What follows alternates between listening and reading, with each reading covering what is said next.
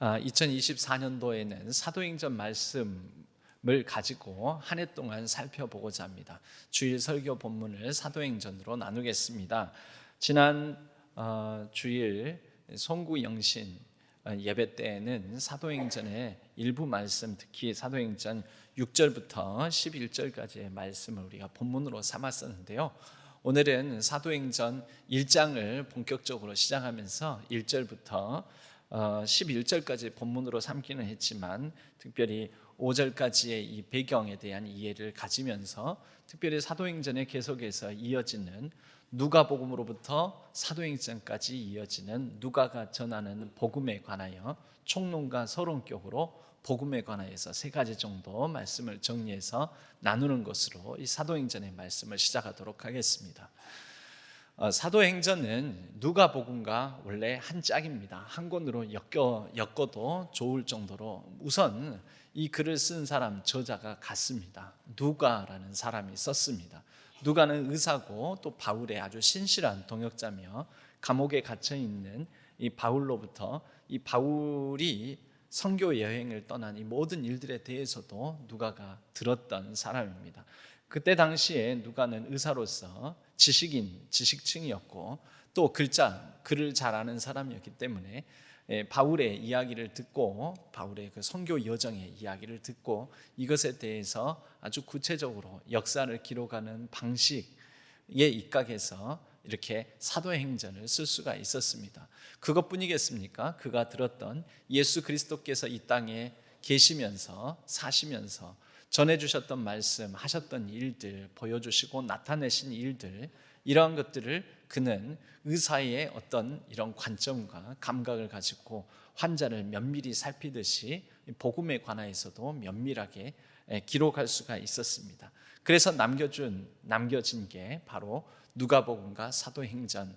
마치 누가복음이 누가복음 1편 전편이라면 사도행전은 누가복음 2편 후편이라고 말할 수도 있겠습니다. 분량상으로는 누가복음과 사도행전을 합한 분량이, 즉 누가라는 한 사람에 의해서 쓰여진 이 분량이 신약성경 전체의 4분의 1가량 25% 정도 됩니다. 책은 딱 2권인 것 같지만요, 분량상으로는 신약성경의 4분의 1 정도. 그래서 누가복음 사도행전까지 읽게 되면 신약성경 내가 거의 4분의 1, 25%는 읽었다, 이렇게 생각하시면 되겠습니다. 사도행전 오늘 말씀에 누구에게 썼는가? 데오빌로여라고 나옵니다. 그리고 왜 썼는가? 데오빌로여, 내가 먼저 쓴 글에는 무릇 예수께서 행하시며 가르치시기를 시작하신부터 그가 택하신 사도들에게 성령으로 명하시고 승천하신 날까지의 일을 기록하였노라, 이렇게 말씀합니다. 먼저는 이 사도행전 글을 제일 처음 받게 될 사람, 대하게 될 사람이 데오빌로라는 사람이라고 밝히고 있고요. 그리고 그 다음에 내가 먼저 쓴 글의 정체를 드러내고 있지 않습니까? 방금 제가 쭉 설명드렸다시피 먼저 쓴 글이 어떤 책이죠? 누가복음에는, 그러니까 이렇게 누가복음으로 바꿔서 우리는 읽어도 되겠죠. 데오빌로여, 누가복음서에는, 누가가 자기가 쓴 걸 누가복음서라고 하지는 않았겠죠. 우리가 이제 나중에 추후에 누가가 쓴 복음서다 해서 붙인 건데요, 우리는 그렇게 바꾸어서 볼 수 있습니다. 데오빌로여, 누가복음서를 통해서 무릇 예수께서 행하시고 가르치시기를 시작하신부터 그가 택하신 사도들에게 성령으로 명하시고 승천하신 날까지의 일을 기록하였노라. 그러니까 누가복음 요약 다 한 것입니다. 누가복음의 내용은 예수께서 행하시고 가르치시기를 시작하신부터 사도들을 택하셔서 성령으로 명하시고 승천하신 날까지의 일들, 그게 누가복음서에 나와 있다라는 거죠. 그리고 이와 같이 이 똑같은 표현들이, 비슷한 표현이 누가복음 1장 1절에도 나와 있습니다. 누가복음 1장 1절 제가 대신 읽겠습니다. 누가복음 1장 1절, 우리 중에 이루어진 사실에 대하여, 그러니까 누가복음의 기록 목적이죠. 처음부터 목격자와 말씀에 일꾼된 자들이 전하여 준 그대로 내력을 저술하려고 붓을 든 사람이 많은지라. 그러니까 우리에게 이루어진 사실, 누가복음서의 첫 장 첫 절이거든요. 뭘까요? 예수 그리스도께서 오셨고 가르쳐 주셨고 증거하셨고 고치셨고 하나님 나라 일을 선포하셨고 그리고 죽으셨고 부활하셨고 부활하신 다음에도 하나님 나라 일을 전하시다가 승천하신 이 모든 일들에 대해서 목격한 사람들이, 전해준 사람들이 누가 말고도 또 있었다라는 거죠. 그래서 우리에게는 복음서가 마태, 마가, 누가를 비롯해서 요한까지 4개의 복음서가 있는 것입니다. 이런 사람들이 여러 사람이 있는데 그 중에 나는 그 모든 일들을 근원부터 자세히 미루어 살펴서 데오빌로 각하에게 차례대로 써 보내는 것이 좋은 줄 알았노니, 그런 마음으로 누가복음을 썼다라는 거죠. 누가복음서의 시작에는 데오빌로라는 똑같은 동일 이름이 각하라는 말이 붙어서 나옵니다. 각하는 예전에 우리가 누구에게 썼던 호칭인가요? 대통령 각하 그랬잖아요. 이 각하라는 말이 각, 예전에는 정각 중에서는 무슨 각에 사는 사람들, 이 각 안에 살아가는 지체 높은 양반, 그 사람을 앞에 두고 그 앞에 선 자로서 그 사람을 높이는 말이에요. 그래서 정각 아래에 서서 그 각에서 살고 일하는 사람들을 높여서 부르는 말이 각하예요. 그런 말이 있죠. 전에 사는 사람들도 있어요. 그럼 전에 사는 사람들, 뭐 왕궁에 보면 집현전 무슨 전 있지 않습니까? 그 전에 살아가는 사람들, 거기에서 일하는 사람들을 높여 부르는 말이 뭡니까? 몰라요? 각에 사는 사람들을 높여 부르는 말이 그 밑에서 올려다보면 쳐다보면서 그 밑에 있는 나는 당신 밑에 있는 사람입니다. 각하 그러듯이 전에 사람들 높여 부를 때 뭐라고 하겠어요? 그래서 전하라는 말이 나오는 거예요. 모르셨죠? 예, 하나하나 듣다 보면 뭔가 하나씩 새롭게 깨닫는 것도 있는 것입니다. 예, 각하, 그러니까 데오빌로를 굉장히 이렇게 높여 극존칭을 써서 말하잖아요. 그런데 사도행전의 시작에 있는 그 각하라는 말이 빠져요. 각하라는 말이 빠지고 뭐라고 하냐면은 마치 친구 부르듯이 한번 읽어보십시오. 사도행전 1장 1절 첫 번째 단어 시작. 데오빌로여 하고 끝나잖아요. 각하가 사라졌어요. 아니 똑같은 사람한테 쓰는데 왜 사라졌을까요? 처음에는 복음을 전하잖아요. 복음을 전할 때는 그 사람을 극히 높여서 이렇게 하다가 이제 복음이 깊어지니까 그 사람과 더불어 친구가 된 거예요. 관계가 깊어진 거죠. 친밀해진 거죠. 우리가 서로 서먹서먹할 때에는 남자와 여자가 소개팅 미팅을 하면서 처음에는 말 안 놓습니다. 처음에는 막 존칭 쓰고 막 높여서 부르고 요자 붙이고 하는데 나중에는 친해지면 어떻게 돼요? 예, 적당히 나이 차이가 있음에도 불구하고 야하고 부르게 되는 사이가 되죠. 그리고 말이 짧아집니다. 벌써 말이 짧아지지 않았습니까? 데오빌로 각하에게 그랬는데 데오빌로여 하고 말이 짧아진 것입니다. 여러분, 복음 안에서 이 데오빌로라는 사람이 복음 안에 깊어지고 하나님과도 친밀해지며 또 이 복음을 전하는 누가와도 더 친밀하고 깊이 있는 관계를 갖게 되었다. 우리는 이렇게도 이 호칭의 변화를 통해서도 미뤄 짐작해 볼 수도 있습니다. 그럼 데오빌로가 누구인가? 이걸 살펴보는 것도 매우 우리에게 중요합니다. 데오빌로는 두 단어의 합성어입니다.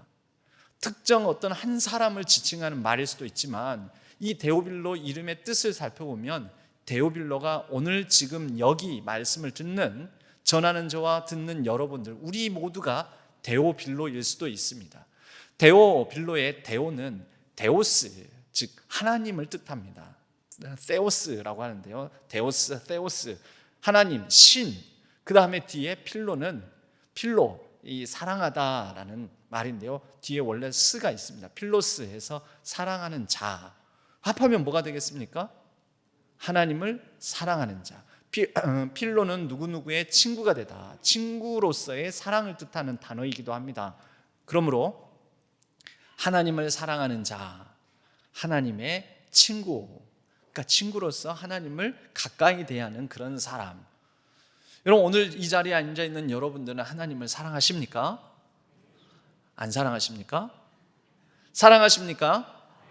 하나님을 사랑하는 자, 모든 하나님을 사랑하는 자는 데오빌로라고 말할 수가 있습니다. 저와 여러분 오늘날 2000년이 지난 이 시점에 데오빌로, 하나님을 사랑하는 저와 여러분 한 사람 한 사람에게도 이 사도행전이 바로 하나님께서 이 땅에 행하신 일들, 하나님의 영이 이끄신 일들에 대해서 데오빌로, 하나님을 사랑하는 자들에게 전하고 증거해 주는 기록이라고 말할 수가 있다라는 것입니다. 이 데오빌로라는, 참고로 데오빌로에서 필로라는 말이 원래 필로라고 읽거든요. 근데 필로라는 말이 우리가 알고 있는 도시 이름에도 있습니다. 미국에 가면은 필라델피아 들어보셨죠? 필라델피아의 필라가 바로 이 필로라는 단어에서 나온 필로 같은 그런 뜻을 가진 어근이에요. 그래서 필라라는 말은 사랑하다. 그런데 뒤에 있는 델피아, 아델포스라고 형제를 뜻하는 말입니다. 그러므로 형제를 사랑하는, 형제 사랑의 도시, 필라델피아의 이름의 뜻입니다. 형제 사랑의 도시. 그리고 우리가 철학을 영어로 필라소피라고 하거든요. 거기에도 필로가 들어오지 않습니까? 필로가 뭐라고요? 사랑하다. 뒤에 소피아, 지혜를 뜻하는 말입니다. 지혜를 사랑하는 것, 지혜를 사랑하는 학문, 그게 필라소피, 바로 철학이 되는 것입니다.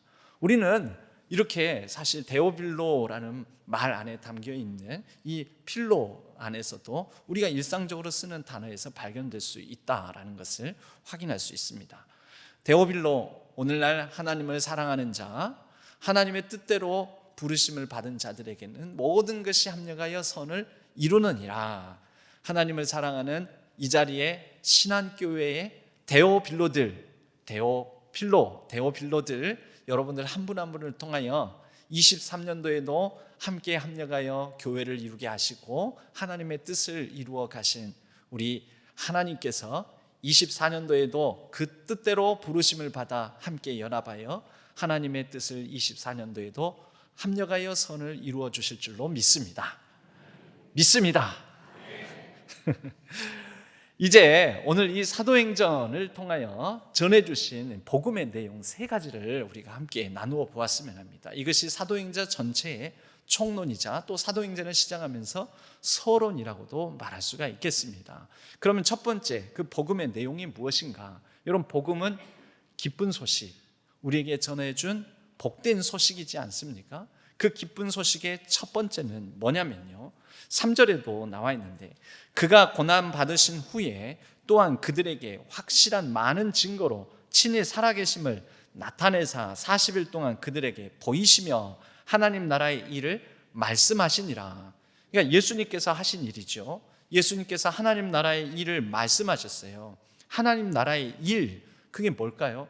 어떻게 보면 예수님께서 하나님 나라의 일을 우리에게 전해주시기 위해서 우리의 죄가 다 씻음을 받았고, 뭘로요? 예수 그리스도의 십자가의 고난과 죽음을 통해서 우리의 죄값이 다 치러졌는데도 불구하고 거기서 끝내지 않으시고 하나님께서 그를 죽음, 사망으로부터 다시 일으키셔서, 즉 부활하셔서, 그리고 승천하기까지, 하늘로 올려지시기까지 하나님 나라 일을 계속해서 가르쳐 주셨어요.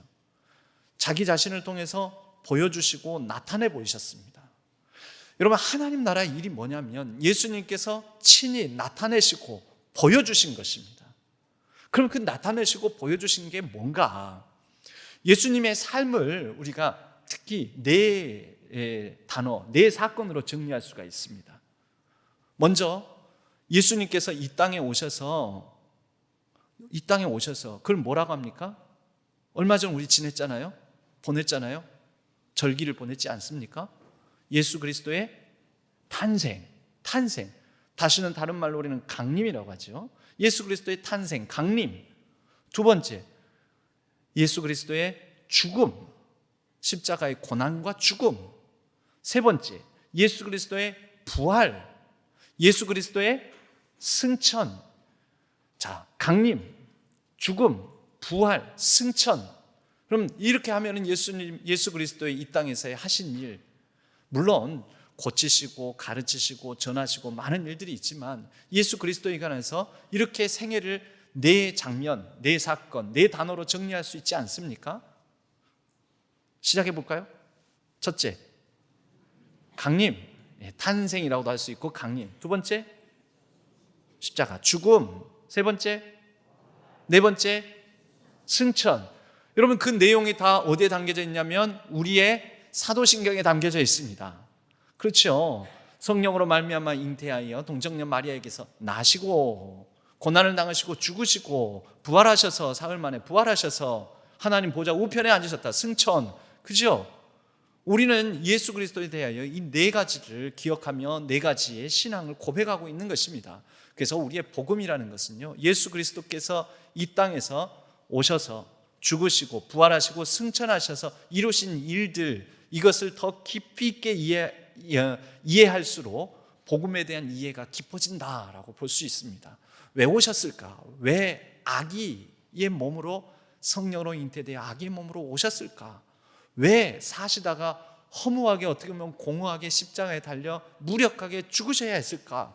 왜 부활하셨을까? 왜 승천하셔서 하나님 보좌 우편에 앉아 계실까? 여러분, 이 네 장면을 우리가 더 깊이 있게 이해할수록 우리는 복음을 더 잘 깨달아 알 수 있다는 거죠. 이것을 우리는 평생 동안 예수 그리스도께서 오셔서 행하신 모든 일들을 마음에 새기고 말씀을 통해서 확인하면서 우리에게 적용해 보면서 더 깊이 있게 이 복음을 체화해 내야 하는 것입니다. 그런데 바로 이 네 가지의 장면에는 하나님 나라가 담겨져 있습니다. 하나님 나라의 일이 담겨져 있지요. 어떻게 해요? 먼저 하나님 나라는 간단하게 정의를 하면 뭘까요? 하나님이 다스리신다. 하나님의 통치. 하나님 다스리신다라는 거죠.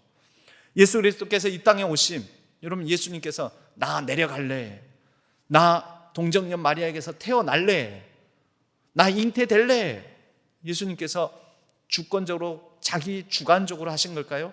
아니에요. 하나님께서 다스리셔서 하신 거예요. 하나님께서 성령으로 말미암아 잉태되어 태어나게 하신 거예요. 하나님의 다스림이죠. 죽으셨어요. 이제 나 죽을 때가 됐으니까 죽을래, 예수님께서 그러셨나요? 아니에요. 하나님 아버지의 뜻 가운데 고난의 쓴 잔을 마심으로 십자가에 달려 죽으셨어요. 죽임 당하셨죠. 당하셨어요. 그리고 다시 사셨어요. 하나님께서 사망 권세 이기게 하시고 예수 그리스도를 그 죽음으로부터 일으키셨어요. 마지막 하나님께서 하늘로 올리셨어요.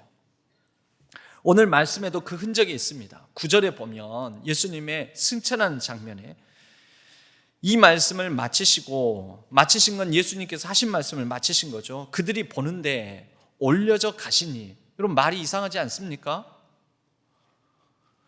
그들이 보는 데서 말씀을 마치셨으니까, 누가요? 예수님이 말씀을 마치셨으니까 말씀을 마치시고 올라가시니, 이게 더 편하잖아요. 아니에요? 말씀을 마치시고 그들이 보는 가운데 올라가시니, 예수님 올라가시면 되는데 굳이 표현을 뭐라고 하시냐면 올려져 가시니. 올려져 가시니, 이건 누군가에 의해서 올려지셨다는 거잖아요. 누가요? 하나님께서, 하나님 아버지께서. 여러분, 예수님의 생애를 보더라도 하나님께서 각 장면을 다스리시는 거예요. 하나님 계획하시고 하나님 섭리하시고 그 하나님의 주권적 통치 가운데 예수 그리스도의 탄생과 죽음과 부활과 승천이 일어나는 것입니다. 우리는 예수 그리스도의 생애를 보면서 하나님의 나라가, 하나님께서 다스리심이, 하나님께서 예수 그리스도의 생애를 다스리시고 인도하셨던 것처럼 우리의 삶도, 우리의 이 땅에 태어남, 왜 하필 이 지경에, 이 나라에, 이 형편에, 대한민국에 태어났을까? 2000년도에 나는 살게 되었을까? 하나님의 보내심이 있다라고 우리는 복음을 깊이 있게 이해하면서 하나님 나라가 내 삶 가운데도 펼쳐진다라고 믿습니다.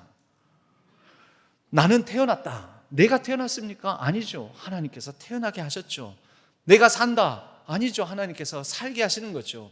내가 죽는다. 아니요. 하나님께서 부르셔서 나를 이제 죽음으로, 이 땅의 육신의 죽음으로, 그러나 하나님께서 나를 하나님 나라로 초청하시는 것입니다.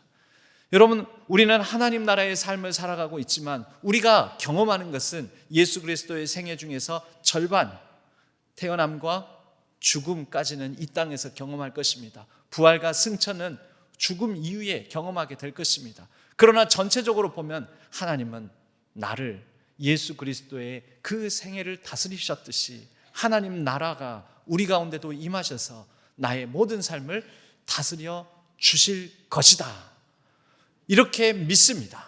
2023년도에 저와 여러분의 삶을 내가 택하고 내가 행하고 내가 살아간 것 같지만 23년도에 하나님께서 저와 여러분의 삶을 다스려 주셨습니다.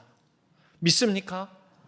24년도에도 하나님께서 저와 여러분의 어떤 일이 펼쳐질지는 모르지만 24년도의 삶도 다스려 주실 줄로 믿습니다. 여러분, 그것이 바로 우리가 복음에 대한 이해인 것이죠. 예수 그리스도를 통하여 하나님 나라가 이루어졌다. 그분의 삶을 하나님께서 다스리셨다. 예수 그리스도의 생애의 네 장면 속에도 하나님이 함께 하셨다. 고로 그 하나님께서는 저와 여러분의 고통, 고난, 아픔, 아쉬움 여러 가지 이루지 못함 가운데도 하나님께서는 우리의 삶을 다스려 주실 것이다. 우리는 그것을 믿고 나아간다라는 것입니다. 복음은 단순히 예수 그리스도의 죽음으로 우리의 죄가 씻어졌고 죄값이 치러짐으로 이제 나는 구원을 받아 천국 간다라는 것이 아닙니다.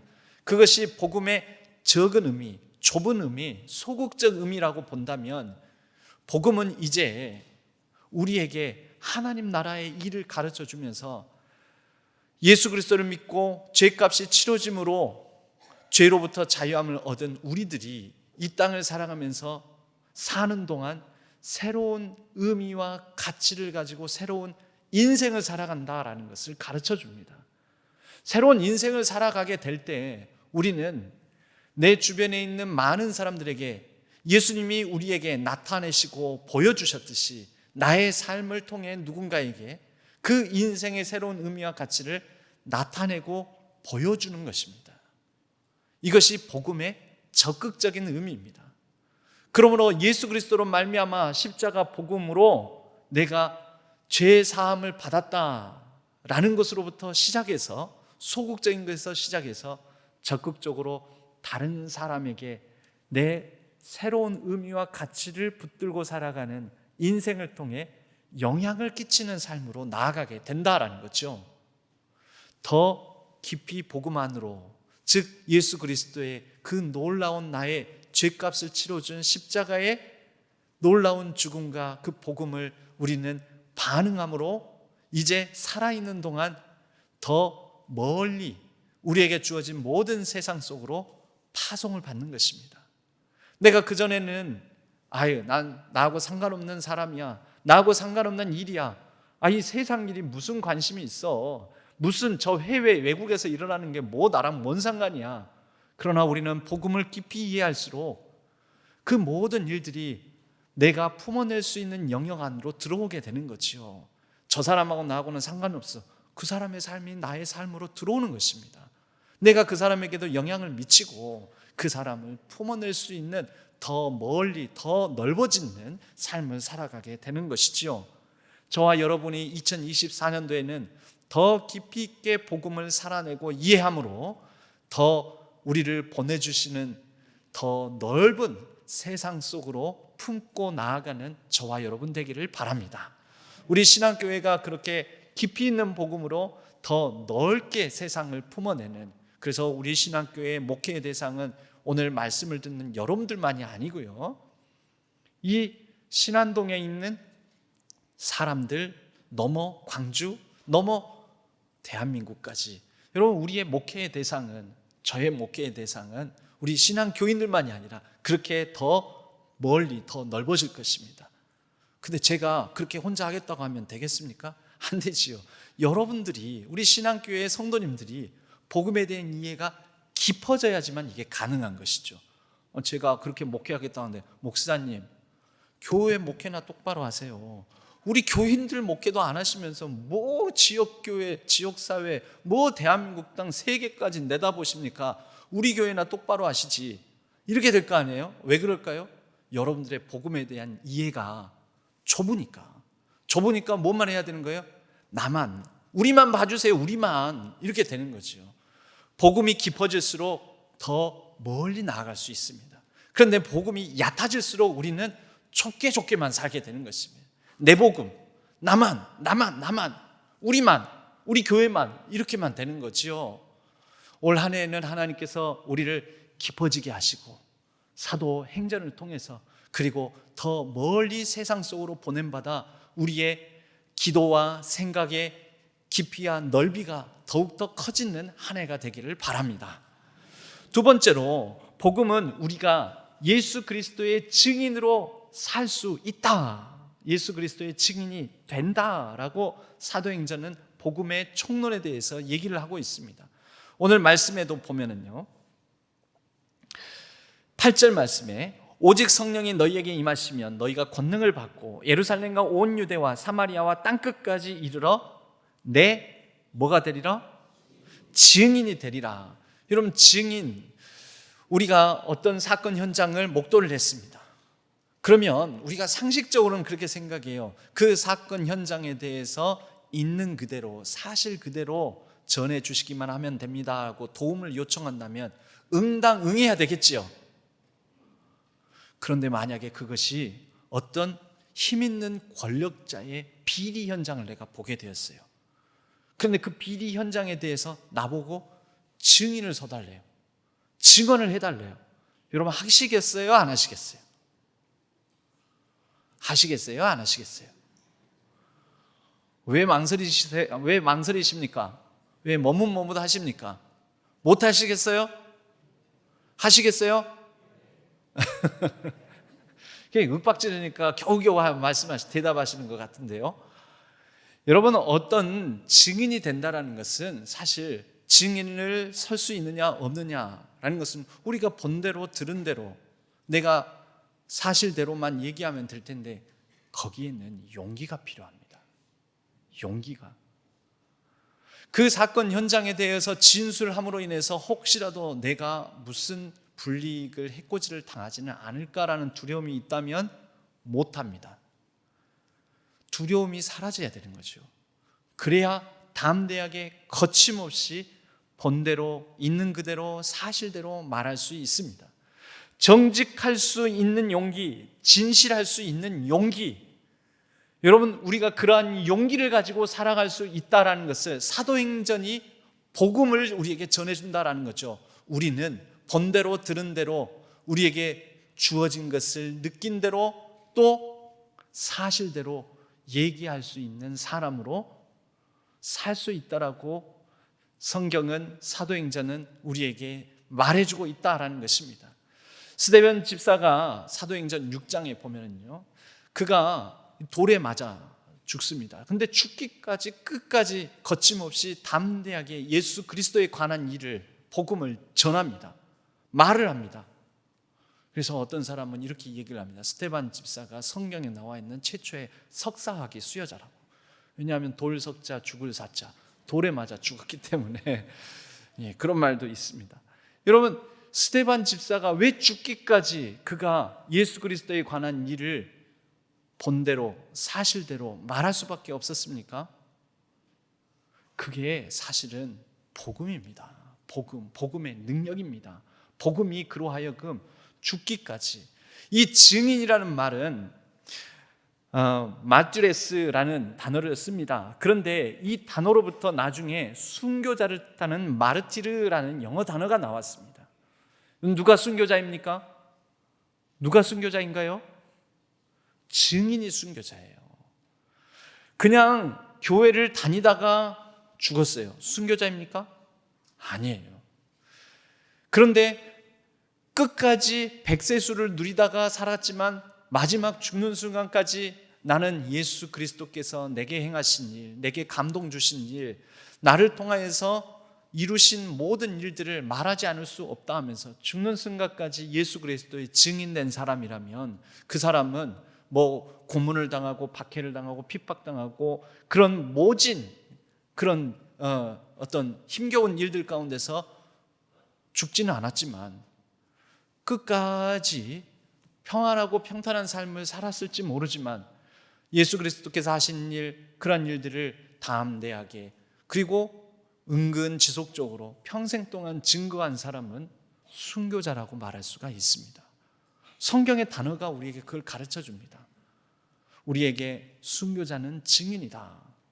저와 여러분이 2024년 올 한 해에는 누군가에게 바로 예수 그리스도께서 내게 행하신 일, 이루신 일을 내가 말할 수밖에 없어. 내가 증거할 수밖에 없어. 증인이 되어주는 하나님의 증인, 우리 주 예수 그리스도의 증인 되어주는 한 해가 되기를 바랍니다. 그러한 스데반 집사뿐입니까? 사도행전 12장에 가면 사도 중에서 최초로 순교자인 야고보가 나옵니다. 야고보는 헤롯의 칼을 맞아 순교를 합니다. 그 순교하기까지 그는 증인으로서 살아갑니다. 그리고 그 이후에는 이제 사도 바울이 하나님의 증거자 예수 그리스도께서 하신 일의 증인으로서 살아가다가 마지막 사도행전 28장 31절에는 그가 거침없이 담대하게 하나님 나라를 전파하며 주 예수 그리스도에 관한 모든 것을 가르쳤다라고 기록되어 있습니다. 곧 죽을 운명인데 이제 로마에서 곧 판결이 있으면 죽게 될 것인데, 그런데 그 집행이 일어나기 전까지 그는 거침없이 담대히, 여러분 올 한 해 우리에게 어떤 일이 펼쳐질지 모릅니다. 그러나 모든 상황 속에서 거침없이 담대히 예수 그리스도를 증언하는, 예수님께서 나에게 하신 일들을 과감 없이 말하는 저와 여러분 되기를 바랍니다. 세 번째로, 그러나 이런 증인의 삶을 살아가는 데 있어서는 용기가 필요하죠. 그런데 그 용기를 내가 용기 내야지 해가지고 용기를 내는 게 아니라는 것이죠. 1장 8절은 오직 성령이 너희에게 임하시면 너희가 뭐 한다고요? 권능을 받고, 이 권능이 뭘까요? 뭐 특별한 은사입니까? 아닙니다. 말하게 할 수 있는 용기, 담대함입니다. 말하는 용기. 내가 이것을 말하지 않을 수가 없어. 하나님께서 나에게 하신 일, 이 은혜를 선포하지 않을 수가 없어. 여러분, 누군가에게 내가 전하는 그 은혜, 내가 누린 감동, 예수 그리스도로 말미암아 발견한 삶의 그 특별한 의미와 가치, 이것을 전할 때 그때 전도가 일어나는 것이죠. 여러분, 전도가 그냥 됩니까? 전도해야지 해서 되는 게 아니죠. 성령 하나님께서 예수 그리스도께서 보내어 주리라 약속하셨고, 너희는 예루살렘을 떠나지 말고 이곳에서 그분을 사모하고 기다려라. 그렇게 해서 약속 가운데 오신 그분은 우리 곁에서 가르치시고 생각나게 하시고 담대하게 하시고 용서할 수 있게 하시고 품게 하시고 더 멀리 나아갈 수 있는 용기를 주신다라는 것입니다. 사도행전은 점점 더 사도들이 예루살렘에만 머물다가 더 멀리 나아갑니다. 온 유대와 사마리아와 땅끝까지 나아갑니다. 온 지구상에 퍼져 나아갑니다. 저와 여러분이, 우리의 마음이, 생각이 그렇게 더 멀리 나아갈 수 있는 힘과 능력은 내가 멀리 나가야지, 더 생각이 넓어져야지, 아니죠. 성령 하나님께서 임하시면 성령이 저와 여러분의 생각을 더 멀리, 더 넓게 만들어 주실 것입니다. 우리는 그분의 그 권능을 믿습니다. 우리에게 전해준 복음은 성령의 권능으로 하여금 우리를 보내주신 모든 자리에서, 보내주신 자리가 가까우면 가까운 대로, 멀면 먼 대로 어느 곳에서든지 그 사명을 완수할 수 있을 것이다 라고 사도행전은 우리에게 그러한 복음을 전해주고 있습니다. 사도행전의 모든 말씀을 정리하면 이렇게 크게 두 가지로 정리할 수 있습니다. 성령을 기다려라, 그리고 받아라. 성령 받아라, 성령에 충만해져라. 또 다른 말씀은요, 제자를 삼아라. 예수님께서 이 땅에 오셔서 이사야의 말씀을 펼쳐들고 많은 사람들에게 이렇게 회당에서 증거하셨습니다. 주의 성령이 내게 임하셨으니, 누가복음 4장 18절에서 19절까지의 말씀입니다. 주의 성령이 내게 임하셨으니 이는 가난한 자에게 복음을 전하게 하시려고. 여러분, 여기까지가 뭘까요? 성령이 임하면 그리스도 예수 안에서 이루어진 복음에 대한 이해가 깊어지게 합니다. 우리에게도요. 그런데 예수님에게도 주의 성령이 임하시니 가난한 자에게 복음을 전할 수 있도록 복음을 깊이 있게 이해하고 정리하게 하신 다음에, 그 다음에는요, 이제 멀리 나가십니다. 포로된 자에게 나가십니다. 포로된 자에게 자유를, 눈먼 자에게 다시 보게 함을 전파하며 눈먼 자에게도 나아가십니다. 눌린 자, 모든 눌린 자들이 보입니다. 그리고 눌린 자들에게 나아가게 성령께서 하신다라는 거죠. 눌린 자를 자유롭게 하며 주의 은혜의 해를 선포하게 하려 하심이라. 주의 은혜의 해가 기쁨의 해, 곧 희년을 뜻합니다. 희년, 나 혼자 기쁨으로 끝난다면 내 복음으로 끝나는 거지요. 그런데 내 기쁨에서 넘쳐 흘러 누군가를 기쁘게 하는 삶, 누군가도 같이 더불어 기쁨을 누리게 하는 그러한 세상 속으로 우리는 파송을 받는다라는 것입니다. 이게 나 혼자 됩니까? 안 되지요. 성령이 임하시면 성령의 권능을 받고 그 능력을 받아서 우리는 담대하게 복음에 대한 깊은 이해를 바탕으로 많은 사람들에게 나아갈 수 있다라는 것입니다. 올 한 해 여러분, 이러한 모든 일들 가운데에는 한 사람부터 시작을 해야 됩니다. 누가복음 사도행전이 누구에게 쓰여졌습니까? 데오빌로 가카에게. 데오빌로요, 한 사람이죠. 여러분, 올 한 해 여러분 마음속에 내가 이 한 사람에게 예수 그리스도께서 행하신 일, 나를 통해서 변화시킨 일, 나의 삶에 주신 새로운 의미와 가치를 전할 한 사람을 마음에 품고 그 한 사람을 그리스도 예수 안에서 성령 하나님 오셔서 내게 기름을 부어주셔서 그 한 사람에게 예수 그리스도께서 하신 모든 일들을 전할 수 있도록 용기를 더하여 주옵소서, 능력 더하여 주옵소서, 변화시켜 주옵소서 라고 기도하는 올 2024년 한 해가 되기를 바랍니다. 여러분, 모든 세상의 변화는 온 세상을 내가 변화시켜야지 아닙니다. 부모님들이 변화시키는 거는요, 아들, 딸, 내 아들, 이 한 사람이에요. 한 사람. 아내와 남편이 아내를, 한 사람이에요. 한 사람. 그 한 사람, 한 가정이 변화되면 어떻게 될까요? 그 가정을 통해서 여러 가정이 변화되는 거죠. 한 사람이에요. 올 한 해 하나님, 내가 한 사람을 놓고 작정하고 기도합니다. 주의 성령 충만하게 내게 내려 주옵소서. 성령의 충만함을 더하여 주셔서 이 한 사람을 놓고 데오빌로 한 사람에게 복음을 전한 누가처럼, 데오빌로에게 하나님께서 이루신 모든 행적을 전했던 그러한 마음처럼 나도 성령의 충만한 가운데 한 사람을 변화시킬 수 있는 담대함을 허락하여 주옵소서. 그렇게 우리에게 행하신 예수 그리스도께서 우리에게 실현하시고 보여주신 하나님 나라, 그리고 그 한 사람에게 예수 그리스도의 증인된 삶, 또 그 한 사람의 변화를 놓고 성령 하나님께서 내게 보내주시고 품게 하시는 그 한 사람을 우리가 온전히 품어내는 2024년 한 해가 되기를 주님의 이름으로 간절히 축복합니다. 그를 통하여 우리가 더 깊어지고 더 넓어지는 복음의 역사, 하나님 나라를 살아갈 줄로 믿습니다.